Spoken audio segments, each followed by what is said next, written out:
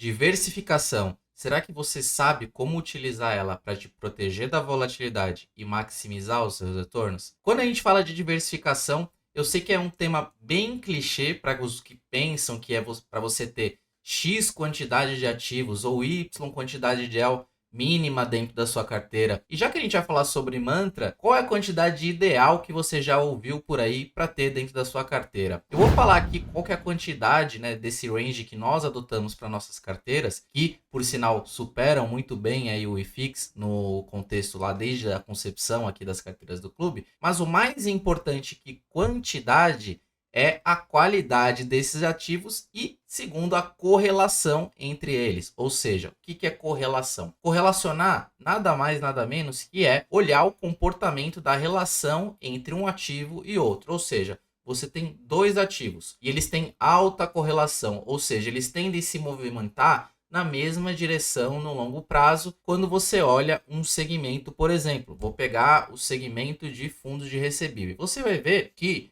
no geral, esse fundo de recebível ele pode ter uma correlação alta com uma carteira composta por fundos de recebível. Então, em mercado de juros mais altos, por exemplo, esses ativos tendem a se valorizar. Você pode ter ativos, né, de fundos de papel que caem no momento de juros mais alto, por algum motivo intrínseco, né, dentro daquele período que você analisou. Então, se um ativo cai enquanto uma carteira, um outro comparativo sobe, entre essa relação que você está fazendo, ele está descorrelacionado. Então, é importante você compor a sua carteira por ativos descorrelacionados. E por que você deve diversificar? Primeiro, porque os fundos imobiliários, FIINFRA, FIAGROS, todos eles são ativos cíclicos dentro de mercados específicos. Por exemplo, fundo de papel, como eu disse, você terá fundos mais apreciados em mercado de juros mais altos, porque eles vão distribuir mais, né, dentro desse período, e pode estar negociando mais próximo ali do seu valor justo, quando a gente olha PVP, ou até mesmo apreciado. E já os fundos de tijolo, eles não navegam tão bem em cenário de juros mais alto. Equity, em geral,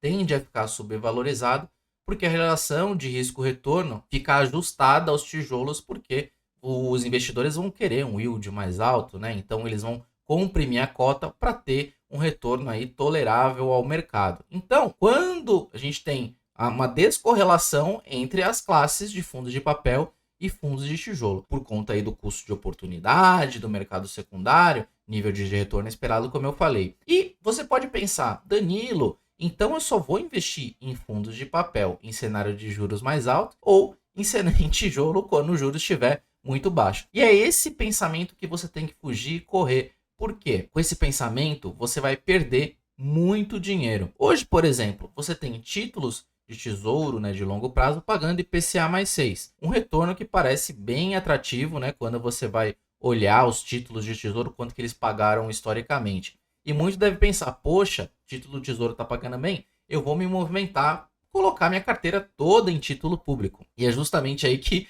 mora o perigo, pois nesses momentos que abrem oportunidades na renda variável como um todo, ou nos ativos físicos, né, porque eles vão estar baratos e a oportunidade de ganho de capital você vai perder porque você alocou todo o seu dinheiro ali no Tesouro IPCA mais 6, por exemplo. E outra pergunta que deve estar na sua cabeça agora é, Danilo, temos IPCA mais 6 e as bolsas nas máximas históricas. O que justifica isso? Calma. Bolsa na máxima não significa que o cenário mudou muita coisa. Por quê? Não significa que os ativos que estão dentro dessa carteira teórica estão realmente supervalorizados. Por quê? 2023 nós terminamos com o Ibov também já próximo dos 184 mil pontos, lá nas máximas, né? E o que aconteceu durante o ano foi uma queda de aproximadamente 10% e uma valorização, né, uns 2 meses para cá, de 13, 14%. Então, batemos recentemente o recorde histórico da Bolsa, mas no geral,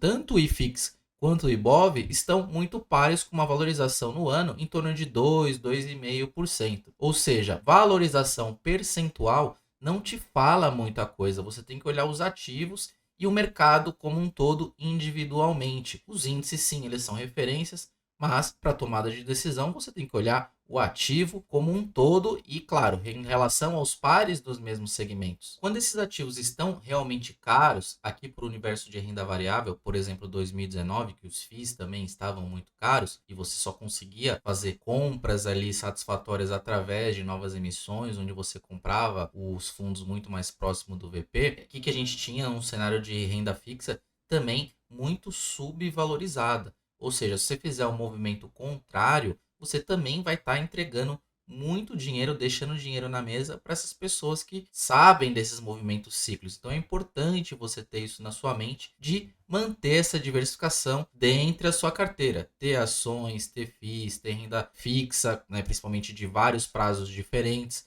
você ter ETFs. Então é importante você manter essa composição dentro da sua carteira e, claro, você vai aproveitar oportunidades quando esses ativos estiverem mais baratos, mas como que você vai fazer e aproveitar essas oportunidades? Reinvestindo, né, os dividendos que você recebe todos os meses em novos aportes, sem deixar desbalancear muito a sua carteira. Então não significa que você não vai se aproveitar dessas oportunidades, você não vai comprar IPCA mais 6 ou num cenário de você pegar fundo de tijolo aí com 15, 20% fundo de tijolo bom, bem localizado, com algum desconto ali sobre o valor patrimonial ou valor ali que o seu analista determina de preço-alvo. Então você vai aproveitar sim essas oportunidades, mas você não vai ficar migrando todo o seu capital toda hora que surgirem algumas oportunidades em cada tipo de cenário de mercado. Outro ponto importante nesse contexto das pessoas ficarem mudando muito o capital em cenários distintos é que as correções nesses mercados, elas são muito rápidas. Por isso que ninguém consegue saber qual ativo vai subir mais ou subir menos, ou qual classe vai performar melhor dentro daquele ano ou daquele período, seja ações, FIIs ou renda fixa, apesar a renda é fixa, mas o preço não, o preço da renda fixa está variando todos os dias. Então, se tentarem te vender alguma coisa de que algo vai ser melhor ou melhor, foge que é golpe. Já sabendo disso, você precisa sim manter um nível de diversificação, mas qual que seria esse nível, né? Quantos ativos, afinal, você deve ter dentro da sua carteira? Dentro das carteiras do clube, nós mantemos cerca de 16 a 19 ativos dentro da carteira valor, mix e renda. Existem vários estudos, né? Vários matemáticos fizeram carteiras simuladas, né, e fizeram esse cálculo de qual que seria a carteira ideal. E dentro desses estudos existem algumas convicções dentre essas demonstrações, né, desses cálculos, e a partir de 16 ativos você já teria uma diversificação bastante interessante dentro da sua carteira, que depois ali de 20, 22 ativos, essa diversificação viraria uma pulverização e aí você não aproveitaria tanto assim dessa valorização ali pontual de algum outro ativo. Então, entre 16 e, na minha visão, ali 19 no máximo seria um número bastante interessante para você começar a pensar ali em número de ativos. E claro, você vai fazer uma boa diversificação intra-segmentos também. Então, colocar aí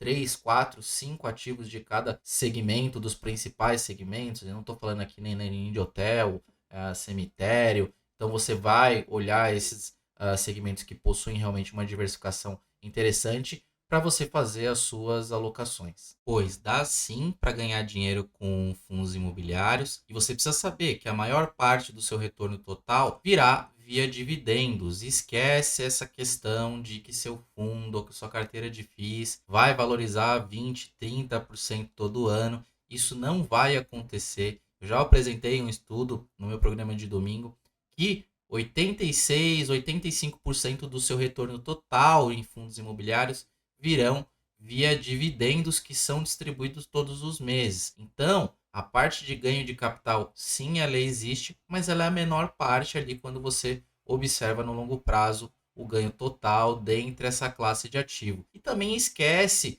que o fundo imobiliário ele tem que te pagar mais que 1% ao mês. A gente olha que essas classes pagam ali entre 0,8, 0,9, dependendo ali do setor que você está alocando.